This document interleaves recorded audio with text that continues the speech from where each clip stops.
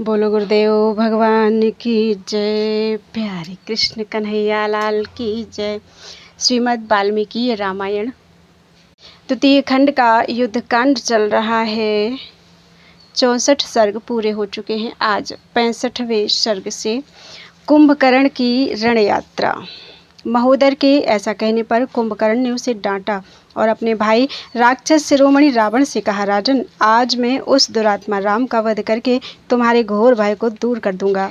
तुम बैरभाव से मुक्त होकर सुखी हो जाओ।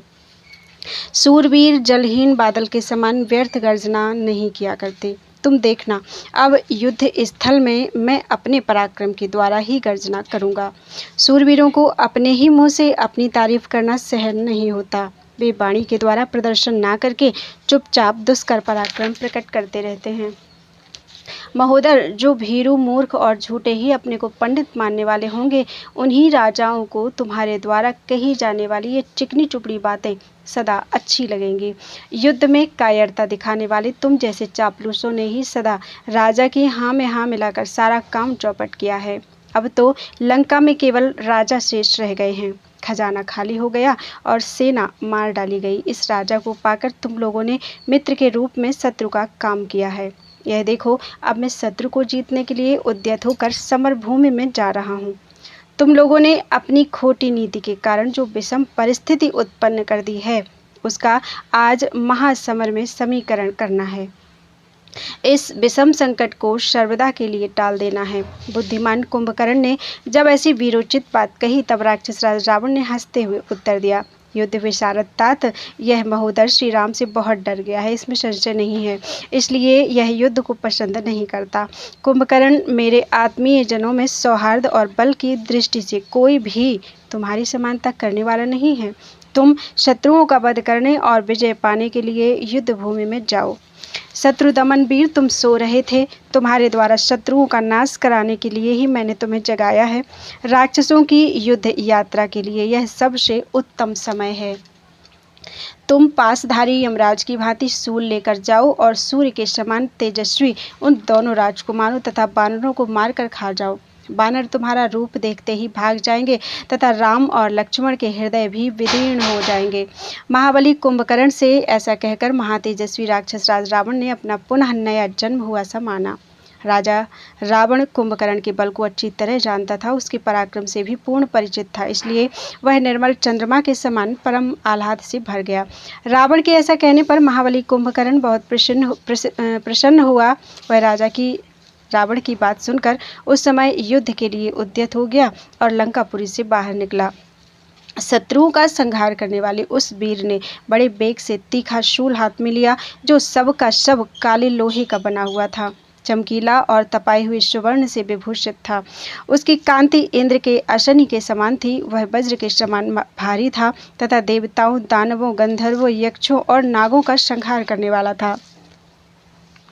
उसमें लाल फूलों की बहुत बड़ी माला लटक रही थी और उससे आग की चिंगारियां झड़ रही थी। शत्रुओं के रक्त से रंगे हुए उस विशाल शूल को हाथ में लेकर महातेजस्वी कुंभकर्ण रावण से बोला, मैं अकेला ही युद्ध के लिए जाऊंगा, अपनी यह सारी सेना यही रहे। आज मैं भूखा हूँ और मेरा क्रोध भी बढ़ा हुआ है, इसलिए समस्त वानरों को भक्षण कर जाऊंगा। कुंभकर्ण की यह बात सुनकर रावण बोला, कुंभकर्ण, तुम हाथों में शूल और मुग्दर धारण करने वाले सैनिकों से घिरे रहकर युद्ध के लिए यात्रा करो, क्योंकि महामनस्वी बानर बड़े वीर और अत्यंत उद्योगी हैं। वे तुम्हें अकेला या असावधान देखकर दांतों से काट काट कर नष्ट कर डालेंगे, इसलिए सेना से घिरकर सब ओर से सुरक्षित हो यहाँ से जाओ। उस दशा में तुम्हें परास्त करना शत्रुओं के लिए बहुत कठिन होगा। तुम राक्षसों का अहित करने वाले समस्त शत्रु दल का संहार करो। यूँ कहकर महातेजस्वी रावण अपने आसन से उठा और एक सोने की माला, जिसके बीच बीच में मणियां पिरोई हुई थी, लेकर उसने कुंभकर्ण के गले में पहना दी। बाजूबंद, अंगूठियां, अच्छे अच्छे आभूषण और चंद्रमा के समान चमकीला हार, इन सबको उसने महाकाय कुंभकर्ण के अंगों में पहनाया। उतना ही नहीं, रावण ने उसके विभिन्न अंगों में दिव्य सुगंधित फूलों की मालाएं भी बंधवा दी और दोनों कानों में कुंडल पहना दिए। सोने के अंगद, केयूर और पदक आदि आभूषणों से भूषित तथा घड़ी के समान विशाल कानों वाला कुंभकर्ण घी की उत्तम आहुति पाकर प्रज्वलित हुई अग्नि के समान प्रकाशित हो उठा। उसके कटी प्रदेश में काले रंग की एक विशाल करधनी थी, जिससे वह अमृत की उत्पत्ति के लिए किए गए समुद्र मंथन के समय नागराज वासुकी के लिपटे हुए मंदराचल के समान शोभा पाता था। तदनंतर कुंभकर्ण की छाती में एक सोने का कवच बांधा गया, जो भारी से भारी आघात सहन करने में समर्थ, अस्त्र शस्त्रों से अभेद्य तथा अपनी प्रभा से विद्युत के समान देदीप्यमान था।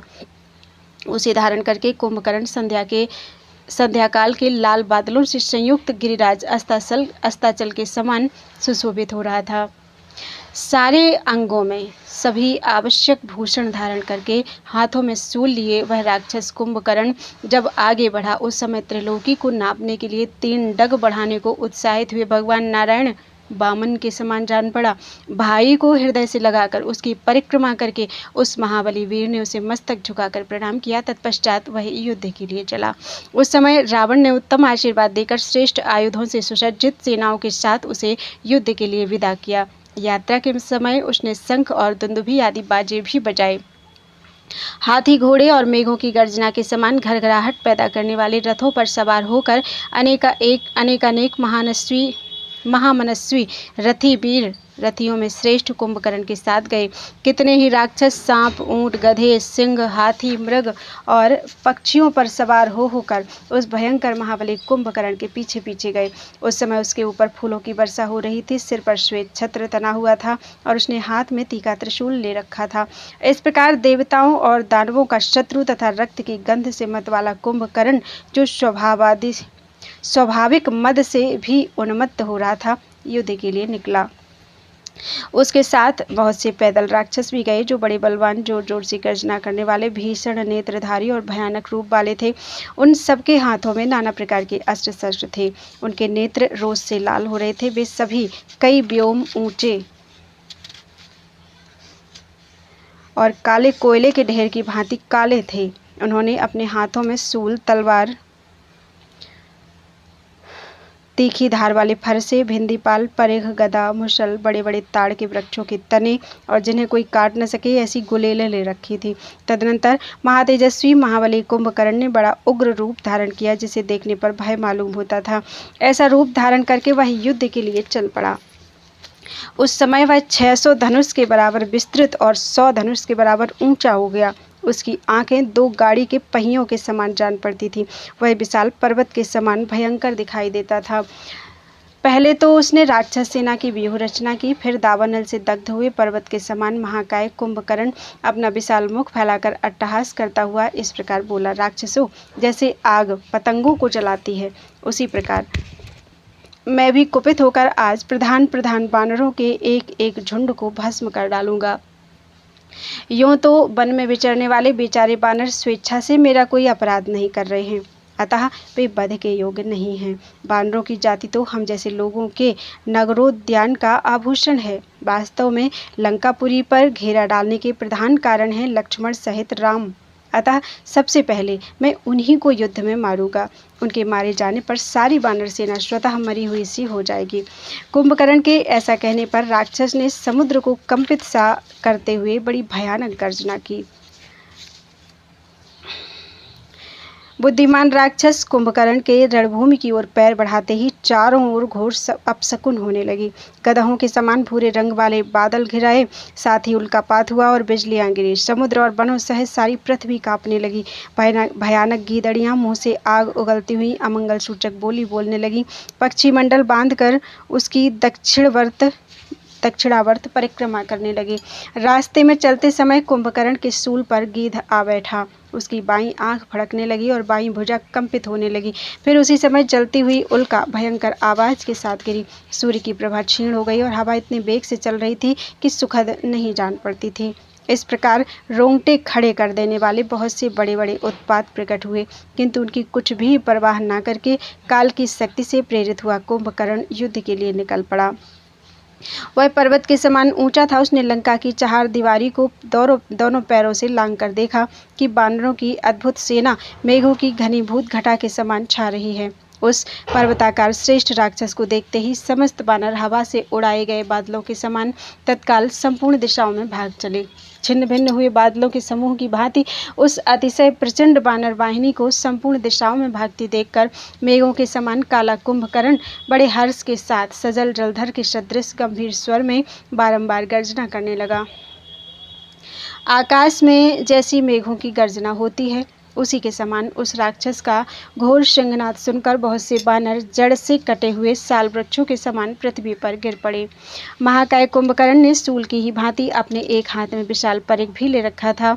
वह बानर समूह को अत्यंत घोर भय प्रदान करता हुआ प्रलय काल में संहार के साधनभूत कालदंडों से युक्त भगवान काल रुद्र के समान शत्रुओं का विनाश करने के लिए पुरी से बाहर निकला। इस प्रकार श्री वाल्मीकि निर्मित आज रामायण आदि काव्य के युद्ध कांड में 65वां सर्ग पूरा हुआ। बोलो वृंदावन बिहारी लाल की जय।